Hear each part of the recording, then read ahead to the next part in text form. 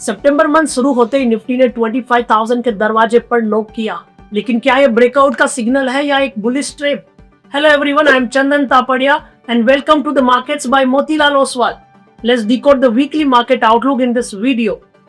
Nifty ने सितंबर start किया 24,442 के सपोर्ट से और वीक के दौरान 25,000 तक के लेवल को अप्रोच किया, बट ऊपर के लेवल पर नहीं टिक पाया।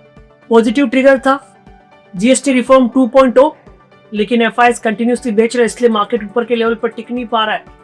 25,000 का एक साइकोलॉजिकल बैरियर बाजार के लिए एक बहुत बड़ा हर्डल बन रहा है, but at the same time SIP flow की वजह से बाई ऑन डिक्लाइन भी बनते जा रहे हैं। चार्ट सेटअप की बात करें तो वीकली टाइम फ्रेम पर निफ्टी ने एक बुलिश कैंडल बनी है, बट उसके साथवे इनसाइड बार है। उसका मतलब है कि लास्ट वीक के ट्रेडिंग रेंज के अंदर ही हम कामकाज कर रहे हैं, बट डेली चार्ट पे एक बेरिश कैंडल बता रहा है कि थोड़ा सा ऊपर के लेवल पे प्रेशर है।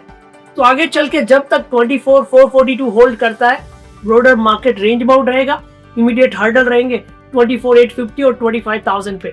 इंडिया विक्स की बात करें तो विक्स ऑलमोस्ट फ्लैट था, 11 के आसपास कोट करता हुआ नजर आया। विक्स बाजार में न तो कोई बड़े स्विंग के साइन दे रहा है और न कोई मेजर पैनिक की बात कर रहा है। एफआईएस के लॉन्ग शॉर्ट रेशियोज की बात करें तो 8% के आसपास है। यूजुअली काफी ओवरसोल्ड है, बट ये रेशियो रिकवर होने के लिए तैयार नहीं है, क्योंकि एफआईएस में कोई शॉर्ट कवरिंग के लिए उतावल ही नहीं देख रही और लगातार बेचते जा रहे हैं।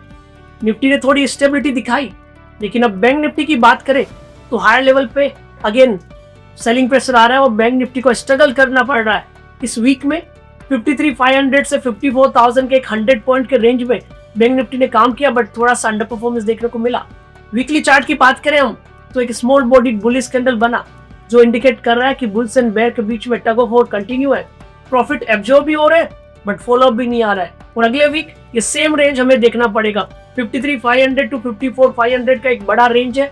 यदि इस रेंज का इधर साइड निकलता है, अभी मार्केट में एक नई रैली स्टार्ट होने के चांसेस है।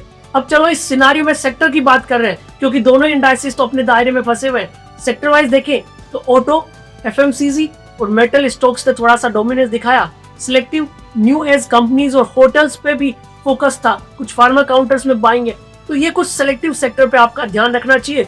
वहीं आईटी काउंटर थोड़े से प्रेशर में, क्योंकि ट्रम्प के टेरिफ वॉर से आईटी स्टॉक्स भी घबरा रहे हैं। तो आपको काफी स्टॉक और सेक्टर स्पेसिफिक इस बाजार में होना पड़ेगा। वहीं निफ्टी और बैंक निफ्टी एक बड़े दायरे में काम करेंगे। और ये था हमारा इस वीक का market update. Stay tuned with the markets by Motilal Oswal to never miss your weekly market update. See you in the next video. Thank you. Investment in securities market are subject to market risks. Read all the related documents carefully before investing.